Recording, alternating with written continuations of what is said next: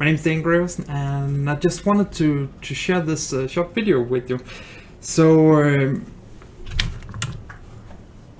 I work with SAP integration, and wonder why I was standing with a fidget spinner. It's because it's something new. I just got it at, and I guess I'm a little late on this wave about it, but it's kind of cheap.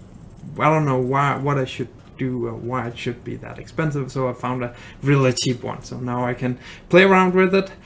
But today I wanted to share a short observation that I've had while working at different customers.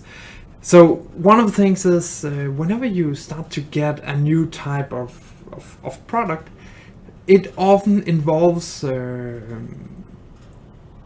different system or whatever is going on. So in SAP integration world, it seems like there's a lot of new tools that you want to get and figure out how do we mix all of this in together with our application. So usually you just have one ERP system and that was it, but now you suddenly get a lot more systems, both cloud-based systems but also integration tools. And what happens, and who's supposed to maintaining these things? So a lot of times when I've been out there, customers or developers in organization I've been to have always had enough to deal with. So I have never seen a place where the developers was just sitting around and say, well, today we don't really have any tasks to do. We can look at our task tracker or whatever we have, and it's completely empty. But I guess if that was the case, then I would probably not be called in. So I'm probably only the places that have a lot to do, but I think they always have a lot to do. So organizations continue to have to figure out how do we get all of these new tools, how to figure them in and put them into our organization. And it's curious how this works. So most of the time it's like, okay, we got this new tool, we will get it implemented, figure out how it works, and then suddenly magically this new tool will, our developers will be able to continue doing what they have always done, plus this new thing, new shiny object.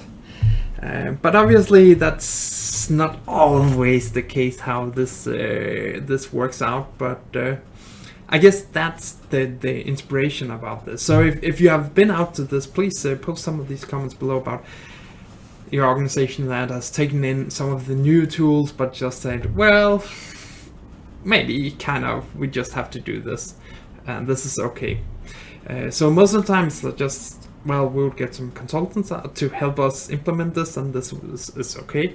Obviously, as an external consultant, it's okay, but I think on the other side, it's kind of strange that you would get someone else to do these things, because it's something you have to maintain and make sure works in your organization. Maybe a part of that is where I'm being stuck at some of the organizations I've worked with.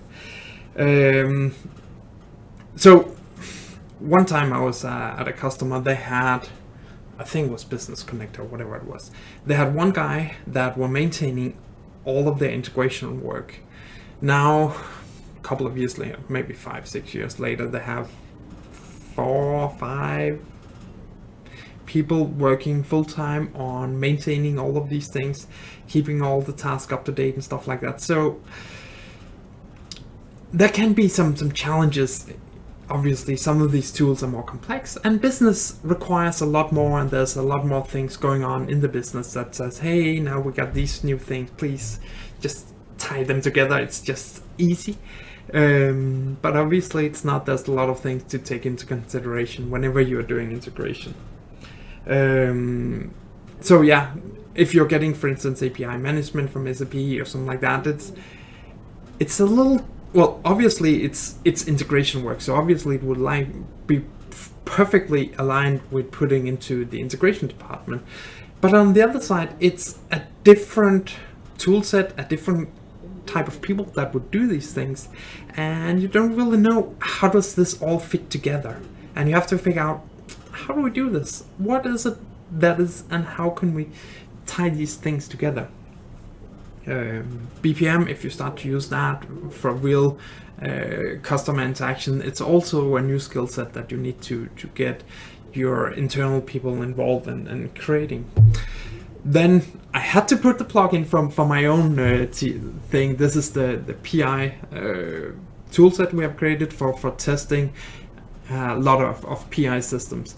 And in there, well, it's a new tool, but it's building on top of some of the old things that you have, and hopefully it will limit the amount of work you need to be doing in some of these things, so it can free up some of the time that you have, so you can focus on all these other things that comes into the world and you have to take into consideration. So that's one of the things that is quite interesting around this, and you have to figure out where does this fit in, and hopefully that's what my tool does. If not, well, at least it will give some other perspective, and that may be the reason why some of these development organizations just tend to scale up and be bigger, because there's more tasks and more complicated things. You need to figure out how do all of these things work together. So if you're considering buying a new tool, obviously you want to get the ERT application so you can test your PI things. If you're buying something else, try to consider, is this something that we need in our organization, and do we need more people involved in this than just the normal integration team? Can we actually get a bigger team